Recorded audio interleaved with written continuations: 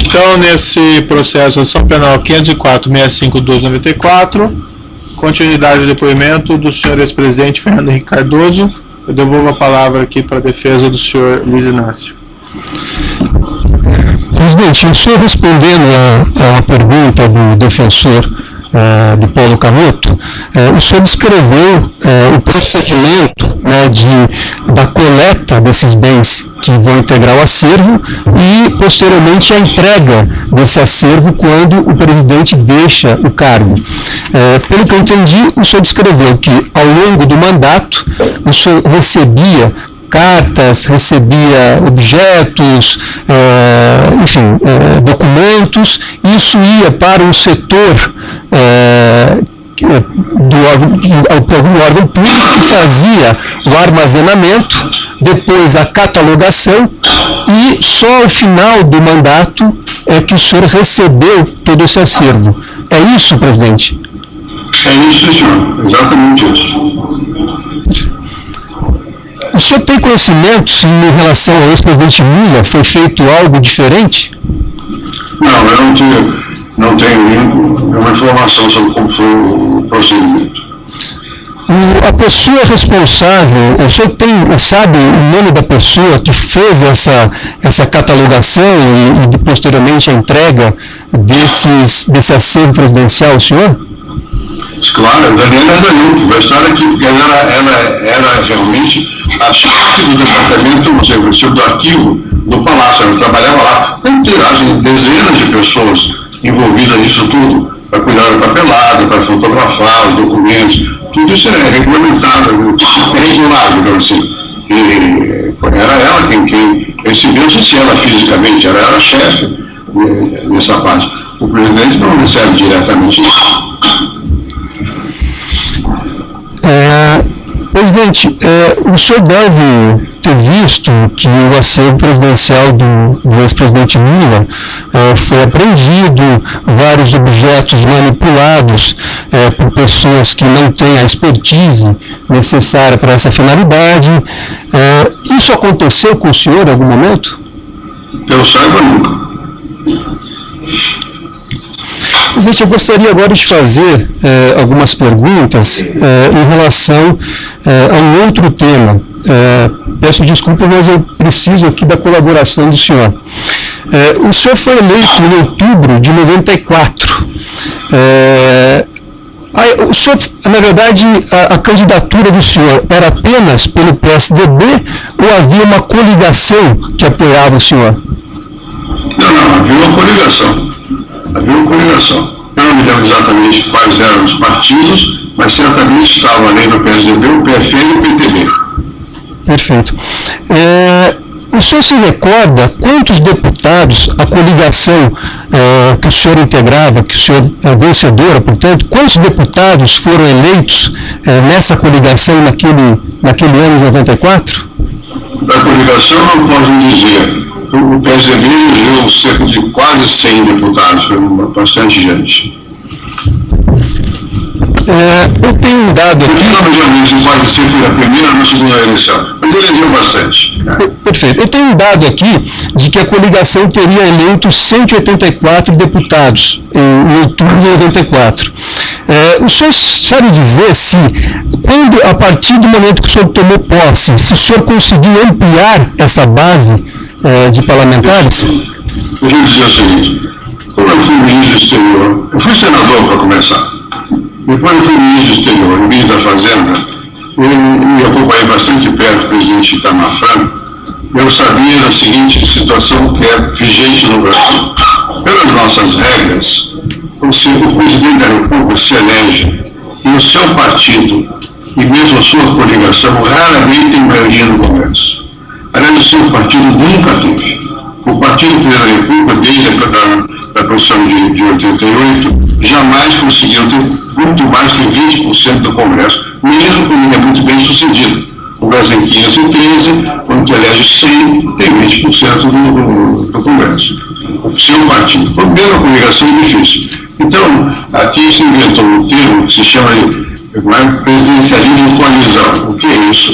É que necessariamente, se o presidente quiser levar adiante um programa em que você tem maioria no Congresso. E como das urnas não brota essa maioria, você tem que compor essa maioria no Congresso. Né? O nosso sistema partidário é frágil e se fragmentou de tal maneira que hoje, se nós somarmos os 3 principais partidos, pela ordem numérica, eu creio que é PMDB ou PTB, um e outro, depois o PSDB, PTB não, PMDB, PT e PSDB, se somar os 3, não chega a 200, dá 190. Os 3 não se somam. Então, você vê que a dificuldade é imensa para qualquer presidente de governar nesse sistema político fragmentado. Razão pela qual eu sempre fui favorável que se modificasse as regras partidárias e eleitorais e que haja algum limite nessa fragmentação partidária, porque o nosso sistema, basta ler o livro do Jaime Nicolau, o cientista político recentemente publicado, basta ler ali para você ver. Essas regras são feitas de tal maneira que o Congresso vai ser sempre fragmentado. Portanto, vai ser sempre difícil para o presidente, que é a pessoa que o povo vota e que espera que aquele programa seja levado adiante, vai ser sempre difícil para esse presidente levar adiante o programa sem montar uma coligação, eventualmente contraditória. Quer dizer, no caso do senhor também teve que fazer, além de uma coalizão, o senhor teve também que negociar, né, essa ampliação de apoio parlamentar para poder governar. Deixa eu dizer como é que foi no meu caso. Eu tinha uma ideia, na minha cabeça, parecia clara do que fazer com o Brasil. E eu escrevi sobre isso, na primeira campanha e na segunda campanha. É um programa que é assinado por um livro, como se diz, que fazer. Então eu tinha uma base a partir da qual as pessoas eram, quando faziam a coligação, se comprometiam como quisesse ou não quisesse. Quando eu ganhei as eleições, uma vez um desses pesquisadores, não sei qual dele, não me recordo mais, me disse: olha, aqui o senhor vai ganhar sozinho a eleição. Quer dizer, uma pessoa ganha a eleição, ele ganha no governo. O presidente ganha como pessoa, não é o partido do presidente que ganha, porque 20%. Mas depois tem que governar. Então, eu, de alguma maneira, levei ao PSDB a questão: olha, nós podemos ganhar, mas para governar nós precisamos de mais apoios. E havia uma aliança que era difícil na época, que era com o PFL, porque nós não éramos a mesma coisa. Aliás, não se faz aliança entre iguais, a aliança se faz quando você é diferente. Se faz aliança, mas em base a quê? Em base a um programa. E eu forcei, de alguma maneira, além do PFL e do PTB, que tinham me apoiado na campanha, quando eu virei presidente, eu chamei o presidente do PMDB, que tinha sido meu colega, que era líder do PMDB no governo, na oposição ao governo militar na época. Eu chamei o presidente do PMDB, que era também uma pessoa que eu conhecia bem, e disse: olha, eu preciso de vocês. Vamos trocar, se estiverem de acordo, e trocamos cartas dizendo qual era a base do entendimento. E a minha vida, o tempo todo, pode ler minhas memórias, estão aí claramente. Por quê? Tentar obter o que eu queria. Que não era maioria simples, era maioria de 3 quintos, que eu podia mudar a Constituição em vários pontos. E para isso, por causa da necessária modernização do Brasil. E para isso, precisam de 3 quintos do Congresso, da Câmara e do Senado. É uma batalha feroz, que só se vê quando o próprio presidente se empenha nela. Veja a situação atual. O presidente Temer está tentando aprovar reformas constitucionais. Como? Tem que ter uma lei de 3 quintos. Esse é o nosso sistema de governar. Você tem que usar. Agora, eu procurei, o tempo todo, recordar aquilo que se aliavam, que tinha um compromisso de aprovar certas matérias. Era essa a minha luta. Perfeito.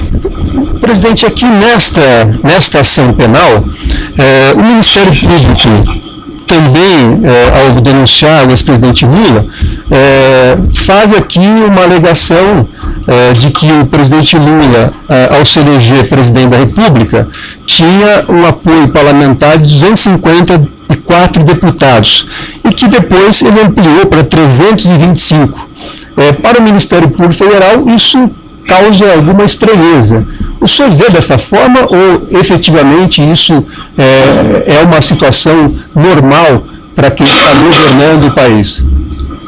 Não, para você para governar o país, você tem que ter capacidade, penso eu, de ter o apoio da sociedade, dependendo da capacidade de relacionamento direto do presidente com o país, que por sociedade se entende tudo. Não são só os empresários, nem só os sindicatos. As igrejas, as organizações profissionais, a sociedade civil, tem que estar permanentemente motivando a sociedade. E tendo permanentemente o apoio do Congresso. Se você não tiver o apoio do Congresso, você também não governa. Agora, se tem 250, 150, depende. Se você está empenhado em mudar a Constituição, você tem que ter 3/5. Os apoios no Brasil, pelo nosso sistema, geralmente são mais eventuais. As pessoas se comprometem, mas não cumprem, a não ser em certos pontos. Então, quais são os pontos centrais? E tentar lutar para ter a aprovação desses pontos centrais. Eu acho que isso é a tarefa de governar, é convencer. Convencer etimologicamente quer dizer vencer junto. Então você tem que fazer com que as pessoas estejam do seu lado, na sociedade e no comércio. Isso é função de quem quer governar. Perfeito. Presidente, o senhor Nestor Cerveró fez uma delação premiada com o Ministério Público Federal e nessa delação ele relata que teria já no governo, enquanto no período que o senhor era presidente, que ele teria recebido propina em alguns projetos da Petrobras. O senhor teve conhecimento desse fato enquanto presidente da República? Não, eu nem conheço esse senhor, não ouvi falar dele, eu não sei agora, não tenho a menor ideia. Agora, o presidente da República não pode saber o que está acontecendo com muitas pessoas. É um procedimento incorreto de pessoas, que deve ser combatido. Tá? Eu nunca ouvi falar desse senhor, a não ser mais recentemente, pelas razões públicas, não posso dizer que sim e que não. Precisa investigar. Se houve ou não houve, se houve, tem que ser punido. Quer dizer, ali era uma situação da Petrobras que não chegava à presidência da República, mesmo quando o senhor era presidente. Bem, no meu caso, no meu tempo, eu não vou falar sobre os outros, eu não sei. No meu tempo, na primeira fase do meu governo, como eu era ministro da Fazenda, o presidente Itamar Franco, e eu não queria quebrar a continuidade da ação administrativa, eu não mudei as direções de algumas empresas, inclusive a Petrobras, nem a Vale do Rio Doce. Elas estavam constituídas na época do presidente Itamar Franco. O que eu queria? No caso da Petrobras, nós tínhamos um projeto de modernização da Petrobras. Um deles implicava em alterar a legislação do petróleo. Matéria para mim muito complicada. Meu pai era general do petróleo. Eu fui tesoureiro do Centro de Estudos de Defesa do Petróleo. A campanha do petróleo é nossa. Então, eu entendi, não obstante, porque eu sou uma pessoa que tem um certo conhecimento do mundo, que aqui não era um momento, que no momento seguinte era preciso ter competição. Se não houvesse competição, o monopólio acaba sendo não do Estado, mas dos burocratas ou dos partidos que dominam os burocratas. Eu queria que houvesse competição. Então, tem que quebrar. O que eu queria da direção da Petrobras era que ela apoiasse esse projeto de modificação da lei do petróleo. Isso foi feito, foi apoiado. Bem, depois, mais adiante, aí mudei mais a Petrobras, mudei a direção da Petrobras. E colocamos lá o Felipe Reichel, que tinha sido conhecido meu no tempo que eu era diretor do Centro de Pesquisa de oposição ao regime militar, e depois eu até ajudei o Felipe a ir para a Inglaterra, para estudar na London School of Economics, sobre empresas públicas. E depois tive uma experiência também de empresário e tal, eu nomeei o Felipe. Bem, e qual era a minha preocupação aí? Era que a Petrobras se tornasse crescentemente uma corporation, quer dizer, uma empresa que prestasse satisfações ao público e que tivesse, como tem acionistas, fez IPO, ou seja, tinha acionistas fora do Brasil, era responsável perante o mercado e tinha que ter uma conduta profissional. E como toda a gente sabe, vou dizer o que todo mundo sabe, há sempre pressão política para ocupar posições nessas empresas. E eu lutei contra isso o tempo todo. Consegui sempre? Não. Na maioria, no caso da Petrobras, a partir de certa altura, mesmo antes, porque a direção anterior que o presidente Itamar tinha posto lá, era de gente ligada à Petrobras. Né? Então, não queremos manter esse critério. Mas eu não tinha contato, a não ser eventualmente com o presidente, e muito mais raramente comigo ou outro diretor. Perfeito.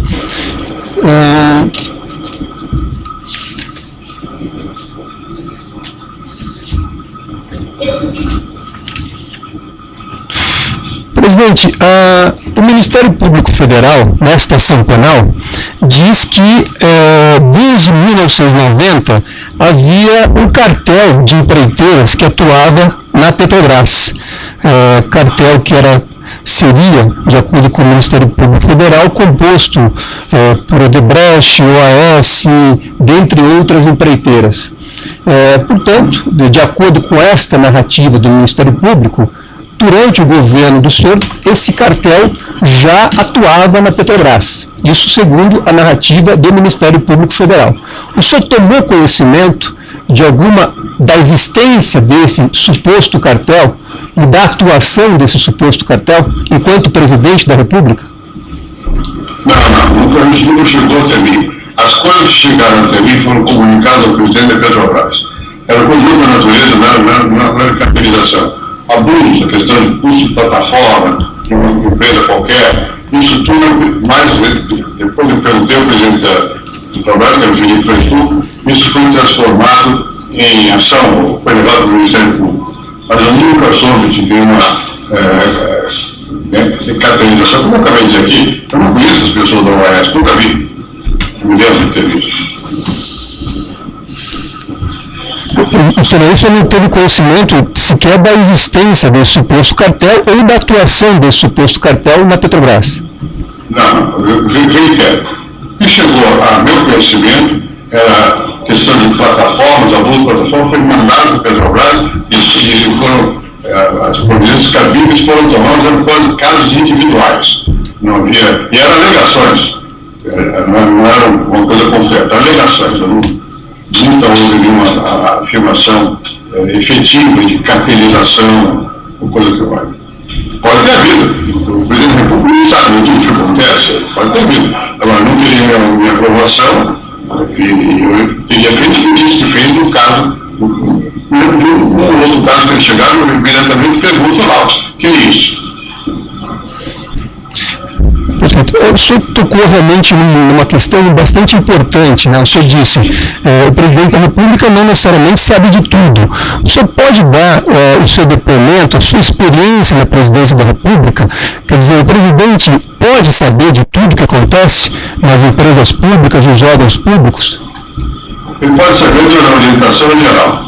Ele pode, inclusive, ler jornais. Então, o que sai nos jornais, o presidente sabe. O presidente tem informe da ABI, que é o órgão de informação que traz ao presidente dados sobre questões desse tipo. É assim que ele sabe. Fora disso, o presidente ouve de muita gente maledicências, uns acusam os outros. Em geral, você não pode levar isso ao pé da letra. Né? Quando se trata de uma coisa mais séria, você pode, então, falar com alguém. Mas o presidente não pode. Ele sabe das coisas gerais. Pode ser que venha a ser o conhecimento de alguma coisa específica. Nesse caso, tem que atuar. Tá? É inviável para você imaginar que o presidente saiba o que está acontecendo aqui e ali. Aliás, eu vejo, às vezes, na imprensa, durante o governo Fernando Henrique, durante o meu governo, na época de Jesus Cristo. Você está lá com Jesus Cristo, você ouve isso, ouve aquilo, então você não tem responsabilidade direta. Você tem responsabilidade direta, quando chegou do seu gabinete alguma coisa, aí você tem que tomar providência. Ou alguma coisa que pareça efetiva, você toma providência. Ou se alguém que você nomeou agiu erradamente, você demite. Né? Demitir é sempre dúvida, às vezes tem que fazer. Perfeito. Sem as perguntas, eu agradeço ao senhor por responder essas questões. Algum defensor em Curitiba tem questões? O Ministério Público tem alguma questão? Sem questões, Excelência. O juiz só tem um esclarecimento. O senhor até já... O senhor presidente até já respondeu essa questão, mas apenas para deixar claro, o senhor presidente declarou que essas doações recebidas para a constituição e manutenção do Instituto foram devidamente registradas, foi isso que eu entendi, não é? Sim, são registradas. E elas foram feitas todas através da Lei Rouanet? que o senhor presidente... Não, nem todos. O Instituto tem a seguinte fonte de renda. Tem doações, continua tendo. Tem gente que doa até hoje. Né? Tem patrocínio de atuações e muitas vezes tem busca de recursos através da Lei Rouanet, para fins específicos. Para quê? Por exemplo, para tratar o material disponível, cronográfico, documental, coisa desse tipo. Aí você pode ter Lei Rouanet. Nós tivemos várias leis, a doutora Daniela pode explicar melhor, porque ela que é geralmente responsável por essa parte de Lei Rouanet. E tem atividade. O que eu procuro fazer lá é tornar sempre as nossas atividades públicas. Não vai ser, por exemplo, jovens. Tem uma exposição lá no Instituto, que chama-se do Real até não me lembro quanto, até o governo Lula, mas incluído. Mas não é de elogio ao meu governo, nem de crítica a outros governos. Fatos. Então tem uma maneira, digamos, de utilização de documentação, de falas, de recursos, tem história oral, quem trabalhou em vários projetos, bota lá registrado. Qualquer pessoa pode chegar lá e ver, ouvir. Em geral, são 6, 7 mil pessoas por ano que vão lá. Esses programas organizados levam estudantes para ver lá. Então, há um outro programa que eu faço, eu mesmo, chama-se Diálogo com o Presidente. Alunos de escolas públicas ou privadas, profissionais também. Eu devo ter falado com mais de 5 mil jovens. Eles vão lá, digamos, umas 10 vezes por ano e fazem perguntas. No começo eu fazia uma exposição, e dizia sobre o quê? Agora eu não faço nada, eles fazem perguntas. Só não me podem perguntar sobre política eleitoral. Aí eu não respondo. Eles deixam de saber, vai votar em quem vai ganhar, essas coisas. Isso não vai. Agora o resto, isso está tudo na internet. Tudo que eu faço, o que eu falo, que eles perguntam e tal, o senhor pode ver pela internet, para um tipo de questão. Né? Bom, isso talvez seja descoberto, eu acho que é isso de graça. Aliás, a Fundação Bravo ajudou a fazer a divulgação. Algumas coisas são compromissos, quando a gente faz a Lei Rouanet, se compromete a expor o que se está fazendo. Então tem uma exposição, as pessoas vão lá e veem uma parte da documentação. Né? E essas são as fontes de recursos do Instituto. Diga-se de passagem, eu lá sou doador. Eu nunca tive, não tenho cartão, como é que chama isso? Corporativo. Eu nunca usei uma passagem, eu viajo muito, nunca saiu um dinheiro do Instituto para viagem minha, né? Nunca recebi, obviamente, nenhum tostão. Eu procuro ter essa coisa bastante separada, o que é a minha vida pessoal do que é a minha vida institucional. E tampouco eu sou responsável direto pelo manejo dos recursos do Instituto. Eu sou presidente do conselho. Se o senhor me perguntar quanto ganha quem, não sei o quê, eu não sei. E agora eu estou com 85 anos, eu gasto cada vez menos dessas coisas que não são aborrecidas, né? Agora lá tem gente que eu confio, mas não tem, isso não há mistura da minha vida pessoal com a vida institucional. Senhor ex-presidente, eu peço até escusas por lhe perguntar isso, mas talvez tenha alguma relevância.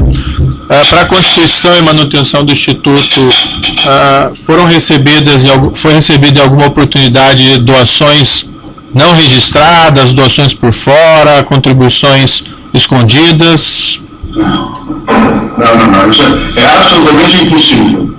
Absolutamente impossível. Eu não posso, eu pessoalmente não sabia dizer ao senhor quem deu quanto e quando. Eu não sei.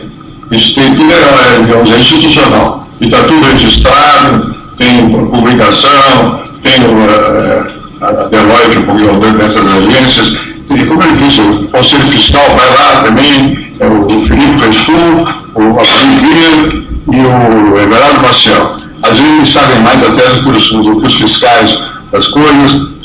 Tem um conselho a quem nós prestamos contas. Não tem nada, por fora zero, não existe tal hipótese. Tá certo, eram esses os esclarecimentos do juízo. Eu agradeço mais uma vez a disposição do senhor ex-presidente em atender essa intimação e prestar esse longo depoimento, que foi bastante esclarecedor, e eu declaro encerrado então o depoimento da testemunha. Pode terminar a gravação.